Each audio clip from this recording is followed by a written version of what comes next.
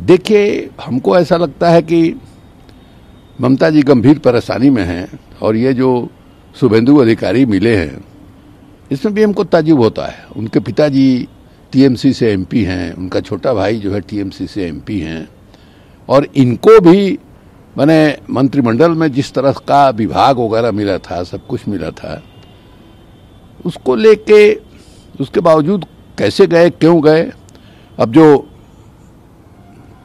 माने देखने से ऐसा लगता है कि ममता बनर्जी ने अपने भतीजा को जो अपना वारिस डिक्लेयर कर दिया, उसके बाद से ये संकट जो है शुरू हुआ है।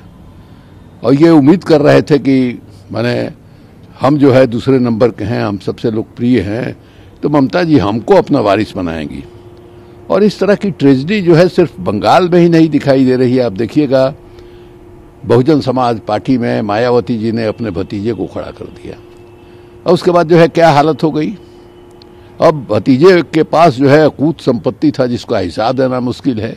तो एक ये भी संकट है कि आजकल जिस ढंग से ईडी का इस्तेमाल हो रहा है, जिस ढंग से सीबीआई का इस्तेमाल हो रहा है, जिस ढंग से ये माने अनलॉफुल प्रिवेंटिव एक्ट का इस्तेमाल हो रहा है, यूएपीए जिसको कहते हैं, उसमें बहुतों के लिए टिके रहना बहुत मुश्किल हो गया और लगभग वही दिखाई दे रहा है।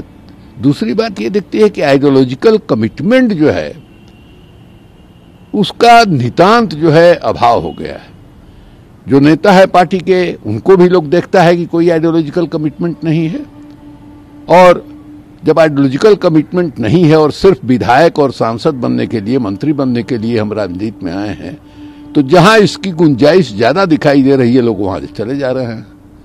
तो ये बहुत संकट का दौर है माने भारतीय लोकतंत्र के लिए। अब देखिए, बंगाल में अगर उन्होंने फतह कर दिया और लगभग जो है बिहार में भी वही स्थिति है। बिहार में अभी माने बड़े भाई की भूमिका में हमेशा नीतीश जी रहे, आज ऐसी स्थिति है कि छोटे भाई में भी बहुत छोटे हो गए हैं। उनके मैंने भाजपा के साथ उनका कोऑर्डिनेशन करने में सुशील मोदी जी की भूमिका रहती थी, वो भी चले गए दिल्ली। और मैंने मंत्रिमंडल का विस्तार तक नहीं हो पा रहा है भाजपा के चलते।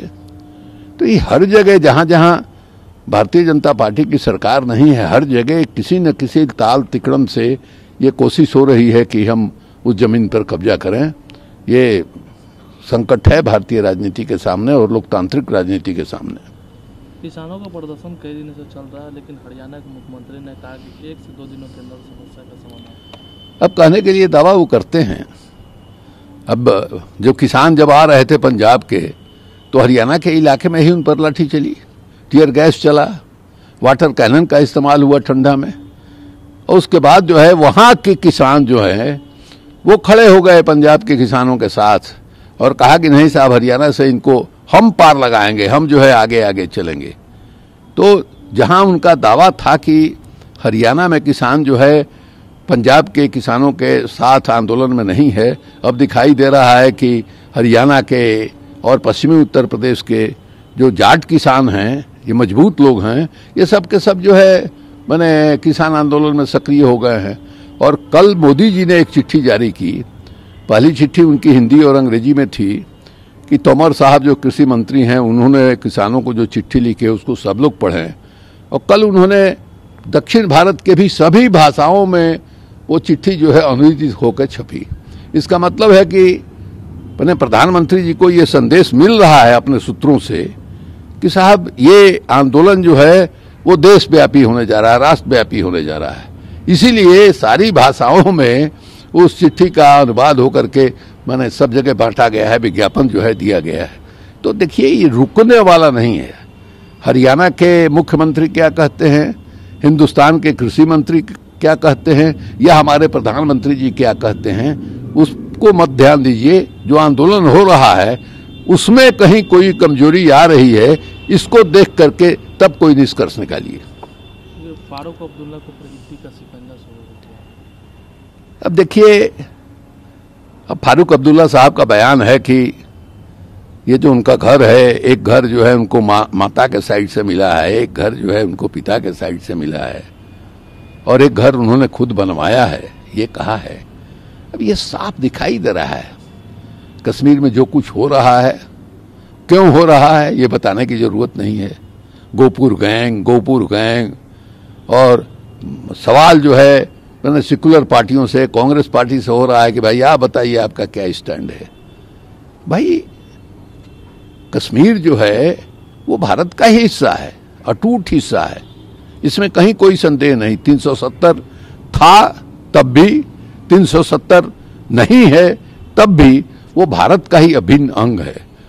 और कश्मीरी जो है वो भारतीय हैं और भारत के नागरिक को संविधान जो अधिकार देता है यह अधिकार उनको भी प्राप्त है।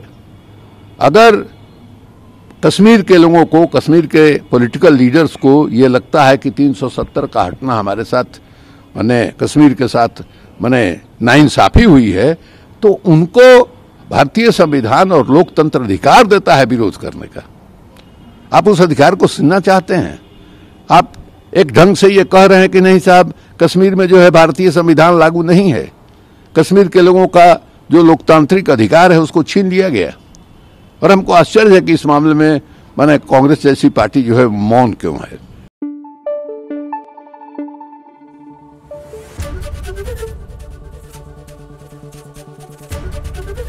एबीपी न्यूज आपको रखे आगे।